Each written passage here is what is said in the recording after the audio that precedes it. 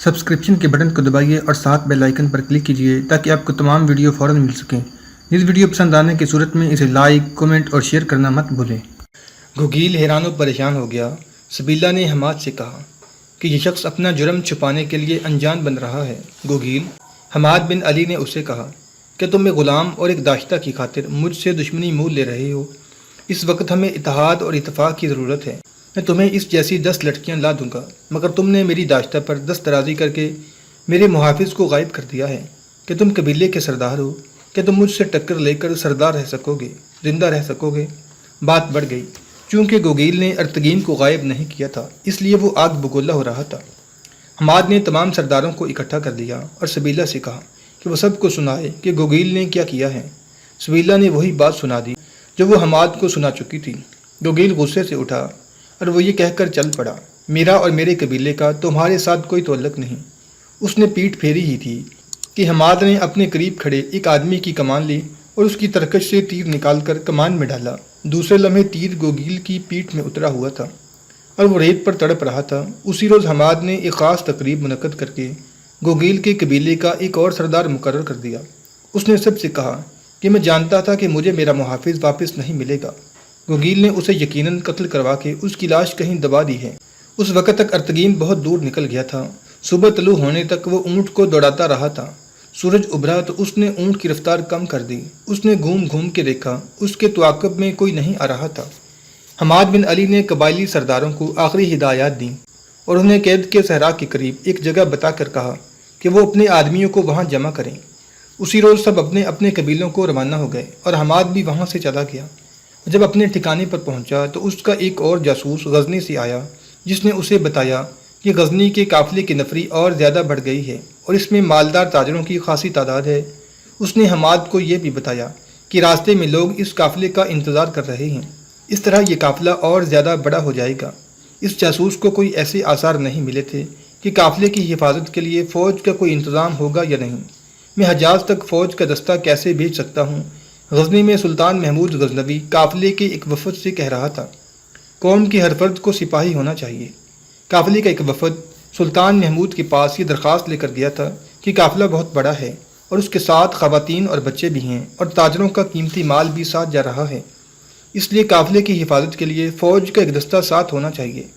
میں بے خبر نہیں کہ حاجیوں کے قافلے رہزنوں اور قزاقوں کے ہاتھوں لٹتے رہتے ہیں۔ سلطان محمود نے کہا، میں حج پر جانے والوں کو ہر سہولت اور مدد دیا کرتا ہوں، مگر یہ ممکن نظر نہیں آتا کہ میں مکہ معظمہ تک فوج قافلے کے ساتھ بھیجوں۔ اتنے بڑے قافلے میں بے شمار ایسے آدمی ہوں گے جو لڑ سکتے ہیں اور شاہ سوار بھی ہیں۔ قافلے میں سپاہی بھی حج کو جا رہے ہیں۔ آپ لوگ پوری طرح مسلح ہو کر جائیں، تیر و کمان ساتھ رکھیں۔ مجھے بڑے قافلے پر حملے کا خطرہ نظر نہیں آتا۔ قافلے وہ لٹتے ہیں جن میں مسافر بہت کم ہوتے ہیں۔ آپ لوگ بے خوف ہو کر جائیں۔ جب وفد چلا گیا تو سلطان محمود نے اپنے مشیروں اور سالاروں کی ایک محفل میں کہا، میں نے ان لوگوں کو مایوس کیا ہے۔ یہ فریضہ حج ادا کرنے جا رہے ہیں، مجھے ان کی درخواست مان لینی چاہیے تھی، لیکن آپ دیکھ رہے ہیں کہ ہمیں فوج کی کتنی زیادہ ضرورت ہے۔ یہاں کے حالات ٹھیک نہیں، سرحدوں پر ہر وقت خطرہ موجود رہتا ہے۔ ابھی 2-3 دن گزرے، ہندوستان سے تشویشناک خبریں آئی ہیں۔ میں آپ کو بتا چکا ہوں کہ کنوج کا مہاراجہ راجیپال جو وہاں سے بھاگ گیا تھا، ہمارے کلادار کے پاس گیا اور اس نے ہماری شرائط تسلیم کرنے کا معاہدہ کیا اور کنوج سے کچھ دور اپنی نئی راجدھانی بنانے کی اجازت مانگی ہے۔ میں اس سے تاوان اور باج وصول کروں گا اور اسے نئی راجدھانی بنانے کی اجازت دے دوں گا، مگر وہاں کے 3 مہاراجے کالنجر، گوالیار اور لاہور مہاراجہ راجیپال کے دشمن بن گئے ہیں۔ کنوج سے پیغام آیا ہے کہ یہ مہاراجے راجہ کنوج کو اپنے ساتھ ملانے کی کوشش کر رہے ہیں اور انہوں نے ہمیں فیصلہ کن شکست دینے کے لیے متحدہ محاذ بنا لیا ہے۔ معلوم نہیں کب ہمیں ہندوستان کو کوچ کرنا پڑے۔ قافلہ روانہ ہونے والا تھا۔ سلطان محمود کے پاس جو وفد گیا تھا، اس کے ارکان نے قافلے کے تمام مسافروں سے کہہ دیا تھا کہ وہ مسلح ہو کر چلیں۔ ہتھیار اکٹھے کرنے کے لیے قافلے کی روانگی 1-2 دنوں کے لیے ملتوی ہو گئی اور اس وقت سلطان محمود کو اطلاع دی گئی کہ ارتگین نام کا ایک آدمی بڑی بری حالت میں آیا ہے، کہتا ہے بہت دور سے آیا ہوں، اور یہ بھی کہتا ہے کہ حاجیوں کے قافلے کو روکے رکھو۔ سلطان محمود حاجیوں کے نام پر ضروری کام بھی چھوڑ دیا کرتا تھا۔ اس نے ارتگین کو فوراً بلا لیا۔ وہ تو زندہ لاش بن چکا تھا، منہ کھلا ہوا اور آنکھیں بند ہوئی جا رہی تھیں۔ وہ کھڑا رہنے کے قابل نہیں تھا۔ اسے سہارا دے کر بٹھایا گیا، مشروب پلائے گئے، کچھ کھلایا گیا تو وہ ہوش میں آنے لگا۔ وہ اچانک اٹھ کھڑا ہوا اور کمرے میں تیز تیز ٹہلنے لگا۔ سلطان غزنی و خراسان سے گستاخی کی معافی چاہتا ہوں، ارتگین نے کہا۔ 1 مہینہ ہو گیا ہے میں پاؤں پر نہیں چلا۔ پہلے اونٹ پر سوار رہا اور جب پہاڑی علاقہ آیا تو ایک سوار سے گھوڑا چھین کر اونٹ اسے دے دیا۔ راستے میں 2 اور سواروں سے گھوڑے چھینے اور تھکن اور بھوک سے آدموئے گھوڑے ان کے پاس چھوڑے۔ گھوڑے کی پیٹھ پر کھاتا پیتا رہا اور کسی گھوڑے کو دلکی نہ چلنے دیا، ورنہ 1.5 ماہ کی مسافت 1 ماہ میں طے نہ ہوتی۔ وہ بات کیا ہے جو تمہیں اس حال میں میرے پاس لائی ہے؟ سلطان محمود نے پوچھا۔ اگر اب حجاز کی قافلے کے ساتھ فوج کے 2 دستے نہیں بیچ سکتے تو قافلے کو غزنی سے باہر نہ نکلنے دینا، ارتگین نے کہا۔ قید کے صحرا میں قافلے کو لوٹنے کے لیے قزاقوں کا وہ گروہ، بلکہ وہ فوج خیمہ زن ہے جسے خلیفہ بغداد کی پشت پناہی حاصل ہے۔ خلیفہ بغداد کی پشت پناہی۔ اگر سلطان غزنی کو ایک غلام کی بات پسند نہیں آئی تو غلام جان بخشی چاہتا ہے، ارتگین نے کہا۔ اگر خلیفہ کی پشت پناہی نہیں تو اس کے سالاروں اور حاکموں کی مدد حاصل ہوگی۔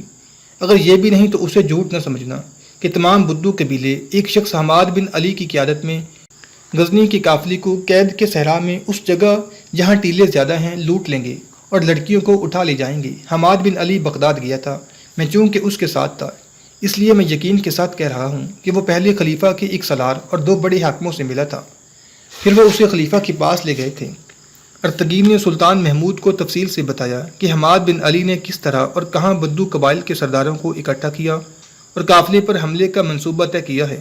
قزاقوں کی تعداد 5000 ہوگی۔ 5000! سلطان محمود حیرت زدہ ہو گیا۔ اتنی زیادہ تعداد کی وجہ یہ ہے کہ حماد بن علی کے جاسوسوں نے جو یہاں آ کر قافلے کی تیاری دیکھ گئے ہیں وہاں جا کر بتایا ہے کہ قافلے میں ہندوستان سے آیا ہوا مال جا رہا ہے اور قافلے میں زیادہ تر لوگ فوجی ہیں یا لڑنے والے ہیں۔ ارتگین نے کہا۔ قافلے کی نفری 1500 بتائی گئی ہے، قافلے میں کوئی فوجی نہیں ہے، سلطان محمود نے کہا۔ اگر فوجیوں کو حج کی فرصت ہوتی تو سب سے پہلے میں جاتا۔ وہ گہری سوچ میں کھو گیا اور بولا، میں حجاز کے قافلے کو نہیں روک سکتا۔ اگر میں خود حج پر جا نہیں سکتا تو جانے والوں کے جان و مال کی حفاظت میرے فرائض میں شامل ہے۔ میں حاجیوں کی سلامتی کی خاطر سلطنت غزنی کی سلامتی خطرے میں ڈال سکتا ہوں۔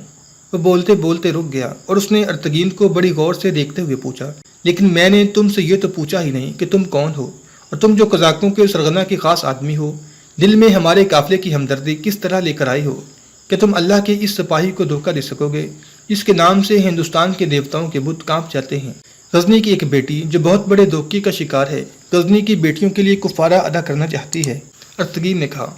وہ آبرو باختہ غزنی کی آبرو کو بچانے کے لیے اپنے سلطان کو پکار رہی ہے۔ میں غلام ہوں، ابن غلام ہوں، ترک ہوں، لیکن جسم غزنی کی مٹی میں لیا ہے۔ اس لڑکی نے جس کا نام سبیلہ ہے اور جس کا باپ آپ کی فوج میں شتر سوار تھا اور شہید ہو گیا ہے، مجھ جیسے غلام کے دل میں غزنی کی مٹی کی عظمت پیدا کر دی ہے۔ اگر سلطان علی مقام کا دل بہت مضبوط ہے تو سنیں۔ ارتگین نے اپنا ماضی اور پھر سبیلہ کی زندگی کی کہانی سلطان محمود کو سنا دی اور اسے تفصیل سے سنایا کہ سبیلہ نے اسے کس طرح غزنی آنے کے لیے تیار کیا تھا۔ سلطان محمود کی آنکھیں آنسوؤں سے بھر گئیں۔ جس قوم کی بیٹیاں اس مجبوری کی حالت میں بھی اپنے ایمان اور کردار کو مرنے نہ دیں، اس قوم کو کوئی شکست نہیں دے سکتا، سلطان محمود نے کہا اور اپنے سامنے بیٹھے ہوئے حاکموں وغیرہ سے مخاطب ہو کر کہا، تم اپنی ابھرتی ہوئی نسل کو گناہوں میں ڈبو دو، لیکن روایات جو خون میں شامل ہو گئی ہیں وہ ایک نہ ایک دن رنگ لائیں گی اور تم، سلطان نے ارتگین کی طرف ہاتھ کر کے کہا، تم غلام نہیں ہو، آگے آؤ۔ وہ آگے آیا تو سلطان نے اسے گلے لگا لیا اور بولا، ہم سب غلام ہیں، اللہ کے رسول کے غلام، اور یہی مسلمان کی عظمت ہے۔ سلطان نے پرجوش آواز میں کہا، قافلہ جائے گا اور اس کے ساتھ فوج بھی جائے گی، غزنی کی سرحدوں پر ہمارا خدا نظر رکھے گا۔ یہ تو جذبات کی بات تھی کہ سلطان محمود نے کہہ دیا تھا کہ فوج جائے گی، لیکن اس نے فوج کو کبھی جذباتی کیفیت میں استعمال نہیں کیا تھا، اس لیے 2 سالاروں اور مشیروں کو بلایا، غزنی کی سرحدوں کی اندرونی حالات کی اور ہندوستان سے آنے والے پیغامات کی صورتحال پر بات چیت کی اور جائزہ لیا کہ قزاقوں کی تعداد اگر 5000 ہے تو فوج کی کتنی نفری ساتھ بھیجی جائے۔ سلطان محمود نے کہا کہ بدو گھوڑے اور اونٹ دوڑاتے ہوئے لڑتے ہیں اور وہ بھاگنے کا راستہ بھی صاف رکھتے ہیں، اس لیے قافلے کے ساتھ چھاپہ مار دستہ اور ایک دستہ تیر اندازوں کا بھیجا جائے۔ اس وقت کی کسی بھی تحریر سے یہ پتہ نہیں چلتا کہ یہ فیصلہ کیوں کیا گیا، یا جو دستے قافلے کے ساتھ بھیجے گئے ان کی قیادت کسی سالار کی بجائے قاضی القضاء ابو محمد کو دی گئی۔ محمد قاسم فرشتہ نے مختلف مورخوں اور اپنی تحقیق کے حوالوں سے یہ 3 نام حماد بن علی، ارتگین اور قاضی القضاء ابو محمد وثوق سے لکھے ہیں۔ قاضی القضاء کی حیثیت آج کے چیف جسٹس کی ہوتی تھی، مذہبی امور کے فیصلے بھی وہی کرتا تھا۔ اس دور میں قاضی فن حرب و ضرب کی مہارت بھی رکھتے تھے۔ فرشتہ لکھتا ہے سلطان محمود نے قاضی القضاء ابو محمد کو خاصی فوج دے کر قافلے کے ساتھ بھیجا۔ سلطان محمود نے ابو محمد کو 30,000 درہم اس مقصد کے لیے دیے کہ لڑائی کی بجائے یہ رقم قزاقوں کو دے کر ان سے معاہدہ کر لیا جائے کہ قافلے کو خیریت سے جانے دیں۔ سلطان کا یہ انتظام دیکھ کر قافلے میں کئی ہزار لوگ شامل ہو گئے اور قافلہ روانہ ہو گیا۔ قافلے کو الوداع کہنے کے لیے سلطان محمود خود گھوڑے پر سوار دور تک ساتھ کیا۔ وہ قافلہ کئی میل لمبا تھا۔ سلطان ادھر ادھر گھوڑا دوڑاتا اور مسکراتے ہوئے سب کو ہاتھ ہلاتا اور خیریت سے واپس آنے کی دعائیں دیتا جا رہا تھا۔ پھر وہ ایک بلند جگہ جا کھڑا ہوا اور اس وقت وہاں سے اترا جب قافلے کا آخری مسافر اس کے سامنے سے گزر گیا۔ وہ بہت دیر تک جاتے ہوئے قافلے کو دیکھتا رہا۔ آخر اس کی آہ نکل گئی اور اس نے کہا، خوش نصیب ہیں جو حجاز کو جا رہے ہیں، اللہ ان کا محافظ ہو۔ ارتگین قاضی القضاء کے ساتھ ساتھ جا رہا تھا۔ قید کے صحرا میں ایک وسیع خطہ ایسا تھا جہاں صحرائی ٹیلے دیواروں اور عمارتوں کی طرح کھڑے تھے۔ ان میں بعض ٹیلے ستونوں کی شکل کے تھے اور بعض ڈرونے سے تھے۔ ان میں سے راستہ گزرتا تھا۔ یہ جگہ بہت ہی خطرناک تھی، بھول بھلائیاں تھیں۔ اس سے ذرا پرے حماد بن علی نے کیمپ لگا رکھا تھا۔ یہ کم و بیش 4,000 بدوؤں کی خیمہ گاہ تھی۔ وہ غزنی کے قافلے کو لوٹنے کے لیے آ گئے تھے۔ وہ لڑاکے تھے، شاہ سوار تھے اور نیڈر تھے۔ ان کا کوئی مذہب نہیں تھا۔ وہ اپنے قبیلے کے سردار کو ہی قابل عبادت سمجھتے تھے اور ان سے بڑا سرداروں کے سردار کو سمجھتے تھے جو اس وقت حماد بن علی تھا۔ ان کا عقیدہ تھا کہ سرداروں کے سردار پر نہ تیر اثر کرتا ہے نہ کوئی اور ہتھیار۔ قزاقی کو وہ جائز پیشہ سمجھتے تھے۔ ان کی نگاہ میں یہ کوئی مذموم حرکت نہیں تھی۔ حماد بن علی کے ساتھ سبیلہ بھی تھی۔ وہ بظاہر خوش تھی لیکن اندر سے کھوئی رہتی تھی۔ وہ قافلے کے انتظار میں بے تاب تھی اور اس وقت تو وہ اندر سے کانپنے لگی جب رات کے وقت ایک بدو نے آ کر حماد کو بتایا کہ قافلہ بہت بڑا ہے اور اس کے پیچھے پیچھے فوج بھی آ رہی ہے۔ بدو نے یہ بھی بتایا کہ قافلہ کوئی 1 کوس دور پڑاؤ کیے ہوئے ہے۔ حماد بن علی اس خطے کو جو دنیا کی نظروں سے اوجھل تھا اپنی زمین سمجھتا تھا، جیسے وہاں ہوائیں بھی اسی کے حکم سے چلتی ہوں۔ اس نے دیکھ بھال کا کوئی انتظام نہ کیا۔ قاضی القضاء نے رات کو ہی کمانداروں سے صلاح مشورہ کر کے ٹیلوں کے علاقے میں موزوں بلندیوں پر تیر انداز تعینات کر دیے اور حماد کی خیمہ گاہ کا جائزہ بھی لے لیا، لیکن اس نے سلطان محمود کی ہدایات کے مطابق حملے میں پہل کرنے کی بجائے دوستانہ معاہدہ بہتر سمجھا۔ رات بھر فوج بیدار رہی۔ ادھر بدو قبائل حملے کے لیے تیار ہو گئے۔ صبح طلوع ہوئی تو غزنی کی فوج کے 2 آدمی حماد بن علی کے پاس گئے اور اسے قاضی القضاء کا پیغام دیا کہ تم لوگ قافلے کو گزرنے دو، اس کے عوض تمہیں 5,000 درہم ادا کیے جائیں گے۔ حماد بھڑک اٹھا اور غصے سے تھوک اڑاتے ہوئے بولا، 5,000 درہم؟ 5,000 درہم سے تم میرے پاؤں کی خاک بھی نہیں خرید سکتے۔ تم میری توہین کرنے آئی ہو، میں بکاری نہیں۔ اس نے بدوؤں کے خیموں کی طرف اشارہ کر کے کہا، اپنے قاضی سے جا کر کہو کہ میری طاقت دیکھے کہ میں انہیں 1-1 درہم دے کر واپس لے جاؤں۔ تمہارے قافلے کی ساری دولت میری ہے، تمام مال و دولت اور میری پسند کی تمام جوان عورتیں میرے حوالے کر دو اور قافلہ خیریت سے گزر جائے۔ حماد بن علی، ایک پیغمبر نے کہا، طاقت پر اتنا غرور نہ کر، فرعون نہ بن۔ ہم درخواست لے کر نہیں آئے، دوستی کا ہاتھ بڑھانے آئے ہیں۔ قافلہ مال و دولت اور خواتین سمیت یہاں سے خیریت سے گزرے گا، لیکن یہ ریت تیرے قزاقوں کے خون سے لال ہو جائے گی۔ چلے جاؤ یہاں سے۔ حماد نے گرج کر کہا، میں اپنے خیمے میں آئے ہوئے مہمان کو قتل نہیں کیا کرتا، جاؤ۔ پیغمبر واپس آ رہے تھے تو انہیں ارتگین مل گیا۔ اس نے پوچھا کہ حماد نے کیا جواب دیا ہے۔ اسے جب بتایا گیا تو وہ ہنس پڑا اور تیرو کمان کندھے سے لٹکائے ایک بلندی پر کھڑا رہا۔ قاضی القضاء کو سلطان محمود نے 30,000 درہم دیے تھے، لیکن اس نے یہ رقم ضائع کرنے مناسب نہ سمجھی۔ اس نے یہ جانتے ہوئے کہ اتنا بڑا قزاق 5,000 درہم کی پیشکش کو اپنی توہین سمجھے گا، یہی پیشکش کی جو دراصل چیلنج تھا کہ حماد آؤ اور قافلے پر حملہ کرو۔ قاضی القضاء ابو محمد نے اپنی پیشکش کا جواب سنا تو اس نے فوج کو موزوں مقامات پر کر دیا۔ فوج کی نفری تھوڑی تھی۔ حماد بن علی نے غصے کی حالت میں بدوؤں کو اکٹھا کیا اور ٹیلوں کے باہر سے انہیں پیش قدمی کر کے قافلے پر حملے کا حکم دیا۔ قافلہ ٹیلوں کے باہر تھا۔ حماد گھوڑے پر سوار ساتھ تھا۔ اس کے ساتھ ایک علمبردار تھا۔ علم سیاہ رنگ کا تھا، 7 تو محافظ تھے۔ ادھر قافلے میں لڑنے والے کچھ لوگ تھے۔ وہ گھوڑوں اور اونٹوں پر سوار ہو گئے۔ عورتیں ہاتھ بلند کر کے دعائیں مانگنے لگیں۔ بدوؤں کے کالے اور کرخت چہرے بڑے ڈراؤنے تھے اور دور ایک ٹیلے پر سبیلہ کھڑی تھی۔ ارتگین بلندی سے اتر کر ٹیلوں کے اندر چلا گیا اور ٹیلوں کی اوٹ میں اس طرف نکل گیا جدھر سے بدوؤں کی فوج جا رہی تھی۔ ان کے گھوڑوں اور اونٹوں کی چال میں مستی تھی۔ ارتگین چھپ کر دیکھتا رہا، پھر اسے حماد بن علی نظر آیا۔ وہ بہت دور نہیں تھا۔ ارتگین نے اپنی کمان میں تیر ڈالا اور حماد کے چہرے کا نشانہ لے کر تیر چھوڑ دیا۔ تیر حماد کی کنپٹی میں اتر گیا۔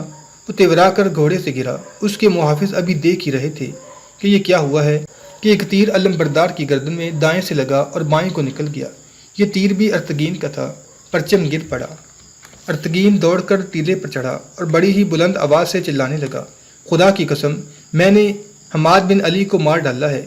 غزنی کی آبرو کی قسم، بدوؤں کا پرچم گر پڑا ہے۔ اپنے سرداروں کے سردار کو اور اپنے علم کو گرتا دیکھ کر قبائلیوں میں بھگدڑ مچ گئی۔ تب قاضی القضا ابو محمد نے فوج کو حملے کا حکم دے دیا۔ ارتگین نے اسے پہلے بتا دیا تھا کہ وہ حماد کو پہچانتا ہے اور وہ سب سے پہلے اسے مارنے کی کوشش کرے گا۔ ابو محمد نے اسے کہا تھا کہ اگر وہ اسے حملے سے پہلے مار لے تو للکار کر آواز دے۔ خدا نے ان کا یہ منصوبہ کامیاب کر دیا۔ اس کے بعد جو کچھ ہوا وہ بدوؤں کا قتل عام تھا۔ وہ اب اپنے آپ کو بچانے کے لیے لڑ رہے تھے اور اس کوشش میں وہ ٹیلوں کے اندر آ گئے جہاں وہ سمجھتے تھے کہ چھپ سکیں گے، مگر ابو محمد نے وہاں پہلے ہی ٹیلوں پر تیر انداز بٹھا رکھے تھے۔ ان میں سے جو بدو باہر کو بھاگے انہیں تو عاقب کر کے ختم کیا گیا۔ اس خاک و خون میں ٹیلوں کے اندر گھوڑوں کے شور اور زخمیوں کی چیخ و پکار میں ایک نسوانی آواز سنائی دے رہی تھی، ارتگین ارتگین۔ یہ سبیلہ کی پکار تھی۔ اسے غزنی کا ایک سوار اٹھا کر گھوڑے پر نہ ڈال لیتا تو وہ گھوڑوں تلے روندے جاتی۔ دوپہر تک قید کا مارکا ختم ہو چکا تھا۔ اس سے آگے قافلے کے ساتھ فوج کا چھوٹا سا ایک محافظ دستہ بھیجا گیا۔ قاضی القضا باقی فوج کو غزنی واپس لے گیا۔ اس کے ساتھ بدوؤں کے بے شمار گھوڑے اور اونٹ تھے جن پر ان کے خیمے اور دیگر سامان لدا ہوا تھا۔ ارتگین، ابو محمد نے راستے میں اسے کہا، تم غلام نہیں ہو اور تم سبیلہ، غزنی کی نہیں اسلام کی آبرو ہو، اسلام زندہ رہے گا۔